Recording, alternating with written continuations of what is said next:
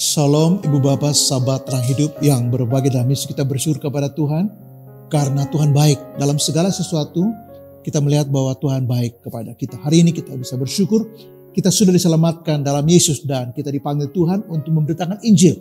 Dimanapun kita berada kita mendapat kehormatan untuk bersaksi supaya orang lain juga boleh percaya dan mengimani Yesus.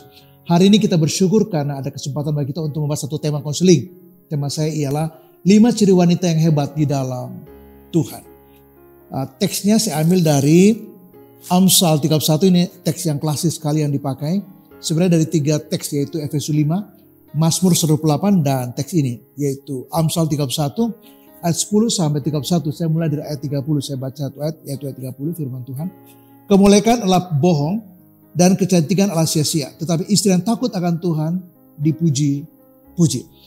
Nah, ciri pertama dari wanita yang hebat dalam Tuhan ialah dia takut akan Tuhan. Ini ciri yang pertama seperti ayat ini bilang. Dikatakan bahwa kemuliaan adalah bohong dan kecantikan adalah sia-sia. Yang dimaksud di situ adalah baik kemuliaan maupun kecantikan adalah secara physically. Ya, kalau kita cantik bukan tidak baik, baik juga. Itu anugerah dan bonus buat kita. Tapi bukan itu dasarnya. Ya, tetapi dasarnya ialah wanita yang baik, yang kuat, yang hebat dalam Tuhan adalah dia takut akan Tuhan. Nah, takut akan Tuhan itu adalah refleksi dari seorang yang beriman kepada Tuhan. Seorang yang beriman kepada Kristus. Jadi kekuatan hidupnya bukan pada kecantikannya. Kekuatan dia, kehebatan dia bukan pada kemolekannya. Seperti teks ini bilang. Tetapi pada imannya dalam Kristus. Jadi dia betul-betul percaya kepada Kristus. Sebab ini penting. Mengapa? Sebab ketika kita menghadapi banyak masalah yang rumit. Baik secara internal dalam konteks kita sebagai personal. Tapi juga dalam konteks relasi suami dan istri. Orang tua dan anak. Tapi juga menyangkut masalah keluarga secara lebih luas. Karena tiap hari seorang wanita, seorang istri akan mengalami banyak sekali masalah. Dan ini memerlukan komitmen yang tinggi dalam hidupnya. Nah, iman itu kekuatan dia. Ya, karakter dia dibentuk oleh imannya kepada Kristus. Jadi kalau wanita itu imannya tidak kuat, pemikirannya bisa kacau. Nanti nilai yang dibangun dalam hidupnya itu bukan nilai yang sesuai dengan firman Tuhan. Bukan. Tapi nilai yang diadopsi dari medsos. Ya, dia melihat begitu banyak Instagram, TikTok. Lalu yang terjadi ialah dia mengadopsi itu seolah itu nilai hidupnya. Value-nya dan itu keliru. Nah, kehebatan seorang wanita dalam konteks ayat ini ialah dia sungguh-sungguh percaya pada Kristus. Komitmennya itu nyata, imannya itu real. Jadi ketika dia mengalami masalah itu bukan aksesoris. Tapi esensi hidupnya. Dasar hidupnya. Fondasi hidupnya ialah keberimanan dia kepada Kristus. Nah, dia hebat. Karena apa? Ketika dia harus menjadi penolong bagi suami. Bagaimana dia menolong suami? Maka ini akan terlihat dalam kesiaran hidupnya.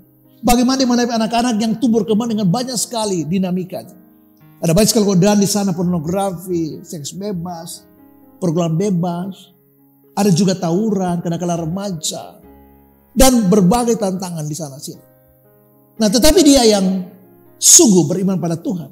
Wanita yang beriman pada Kristus. Yang sungguh dasarnya ialah pada Kristus. Dia mampu untuk berfungsi sebagai seorang ibu yang baik. Tetapi juga seorang istri yang baik bagi suaminya. Nah, jadi ciri pertama dari wanita yang hebat di dalam Kristus, dalam Tuhan ialah dia sungguh-sungguh takut akan Tuhan. Hal yang kedua ialah wanita yang hebat dalam Tuhan. Yang dijelaskan Alkitab di teks ini ialah dia berbuat baik pada suaminya. Ayat 11-12 dikatakan bahwa hati suaminya percaya kepadanya. Suaminya tidak kekurangan keuntungan. Ia berbuat baik kepada suaminya dan tidak berbuat jahat sepanjang umurnya. Jadi dia berbuat baik kepada suaminya. Dan cinta dia kepada suaminya yaitu dia berbuat baik kepada suaminya. Alkitab katakan bahwa suaminya percaya kepadanya. Nah, kalau sampai suami tidak percaya ini agak masalah. Suami percaya, sangat percaya sampai gak ada lagi rahasia di antara mereka. Ya. Suami percaya sehingga nomor PIN suami semuanya terbuka. Mengapa? Karena dia berbaik, dia berbuat baik. Bahkan dikatakan di sini sepanjang umurnya dia tidak pernah berbuat jahat, tidak pernah merugikan suaminya, malah menguntungkan suaminya. Sepanjang hidupnya dia setia pada suaminya. Jadi kebaikan dia akan terlihat di mana dia menjadi penolong bagi suaminya. karir suami maju, suami dikenal di pintu gerbang kata ayat ini. Ya, suaminya itu menjadi sehat, suaminya sungguh-sungguh percaya kepadanya, respect kepadanya, dan dia menjaga yang disebut dengan pendudukan diri. Saya kira hal yang paling sulit bagi seorang istri ialah ketika dia menundukkan diri pada suaminya. Ini seperti terkesan dia gak punya hak, sama sekali tidak. Justru pendudukan diri seorang istri yang baik kepada Tuhan, yaitu lewat suaminya, adalah bukti dia beriman kepada Kristus. Dia berdoa buat suaminya. Dia mendukung karir suami seperti saya katakan tadi. Nah, istri atau wanita yang baik, istri yang baik, yang sungguh-sungguh mencintai, yang sungguh-sungguh berbuat baik kepada suaminya, adalah wanita yang memiliki karakter kedua yang hebat di dalam Tuhan. Jadi dia berbuat baik. Dia menjadi seorang penolong ketika suami sedang sulit, sedang susah, sedang banyak pergumulan, sedang banyak tekanan. Dia stres, mungkin depresi juga. Nah, istri yang baik, itu dia berbuat baik kepada suaminya. Dia tidak meninggalkan suami atau mencela, kamu ya. Jadi suami gak becus. Jadi suami gak bertanggung jawab. Jadi suami gak pintar cari uang. Jadi suami kok ngaco buat keputusan. Tidak. Dia malah membantu suaminya menjadi penolong yang baik ketika suami sedang sulit. Jadi wanita yang hebat ialah dia berbuat baik pada suaminya. Dia mendukung karir suami. Dia mendukung kesehatan suami. Dia mendukung sampai suaminya itu dikenal orang sebagai seorang pria yang berhasil. Seorang suami yang dipercaya juga di tempat di mana dia bekerja dan melayani. Karena dukungan istri. Karena doa istri. Karena kebaikan istri. Dan penundukan istri pada suaminya. Hal yang ketiga ialah istri itu, wanita yang baik itu, dia betul-betul rajin bekerja. Ya, kalau kita baca ayat yang ketiga, ayat 13, 14, 15, ya menggambarkan bahwa dia seorang wanita yang senang bekerja dengan tangannya. Dia tidak tipe nyonya yang suruh-suruh sana, suruh-suruh sini. Dikatakan ia serupa kapal-kapal saudagar, dari jauh ia mendatangkan makanannya. Ia bangun ya kalau masih malam, lalu menyediakan makanan untuk sisi rumahnya dan membagi-bagikan tugas kepada pelayan-pelayan perempuan. Jadi dia seorang yang rajin bekerja. Saya teringat kepada seorang Sipora. Ya, ketika Musa berjumpa Sipora itu tidak sedang bersolek. Ya, dia tidak sedang berdandan dan shopping, tidak. Atau memamerkan kecantikannya sebagaimana orang muda pada umumnya, tidak, sama sekali tidak. Dia sedang bekerja dan dia berjumpa dengan Musa, dan itu terbukti. Ketika Musa dalam keadaan yang sulit, Sipora itu mendukung karir Musa, mendukung pelayanan Musa. Dan saya kira keberhasilan Musa itu tidak bisa dilepaskan dari peranan seorang istri yang hebat di belakang meja, di belakang layar, yaitu Zipora. Nah, kita melihat bahwa istri atau wanita yang kuat, yang hebat di dalam Alkitab adalah wanita yang rajin bekerja, yang senang bekerja. Bahkan ya dikatakan bahwa dia bisa bagikan tugas kepada para pelayan perempuannya. Dikatakan ya, ia bagikan tugas kepada pelayan-pelayannya perempuan. Jadi dia berhikmat sekali, dia membagikan tugas, dia cerdas sekali. Sehingga rumah tangga itu bisa sejahtera. Dikatakan bahwa ia bangun kalau masih malam. Jadi dia mungkin bangun, mungkin orang lain jam 5:30. Nah dia bangun barangkali di 3:30. Ya. Dia bangun pagi-pagi untuk menyiapkan segala sesuatunya.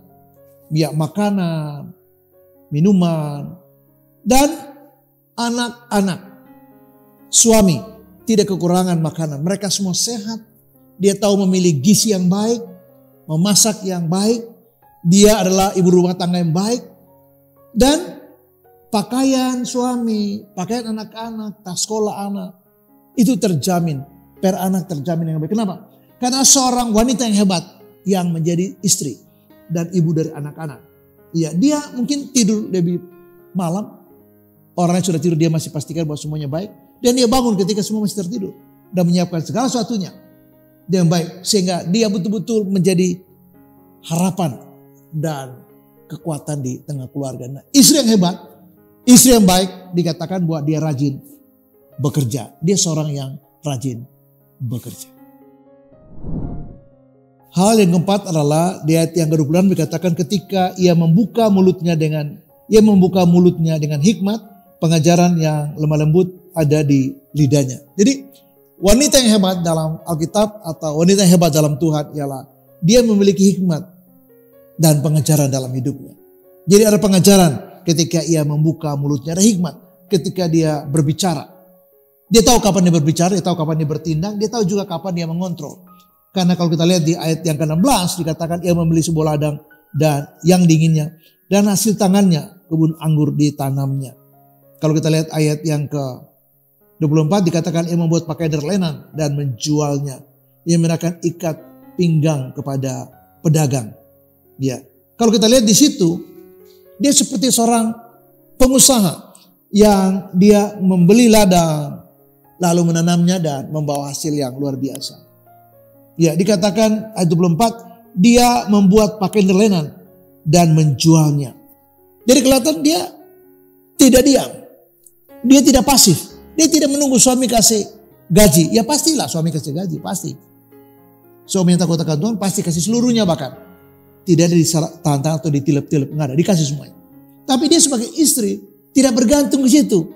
Dia punya hikmat untuk membuat pakaian dari lenan, itu pakaiannya mahal. Dan menjualnya, mendapat untung. Dia membeli ladang dan menanam anggur. Lalu dia mendapatkan juga benefit dari sana. Jadi bahkan kalau kita lihat ayat yang ke-27, ia mengawasi segala perbuatan rumah tangganya. Dia seorang manajer yang mengontrol. Semuanya dikontrol dari A sampai Z. Supaya memastikan bahwa semuanya berjalan dengan baik.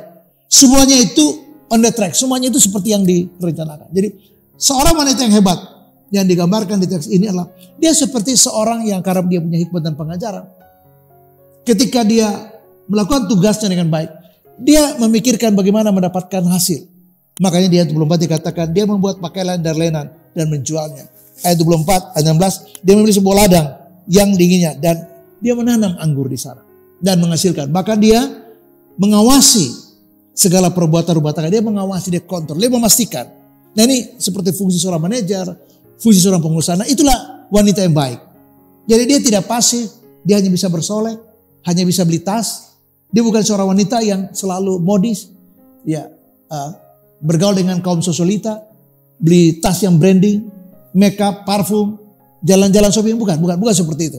Dia seorang yang berhikmat.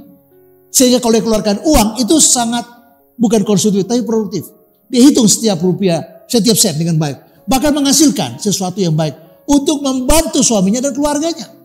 Dan memastikan bahwa ketika dia bicara ada pengajaran. Ketika dia bicara itu ada hikmat. Ketika dia bertindak ada hikmat. Dia mengontrol semua dengan baik sehingga dia memastikan rumah tangga baik.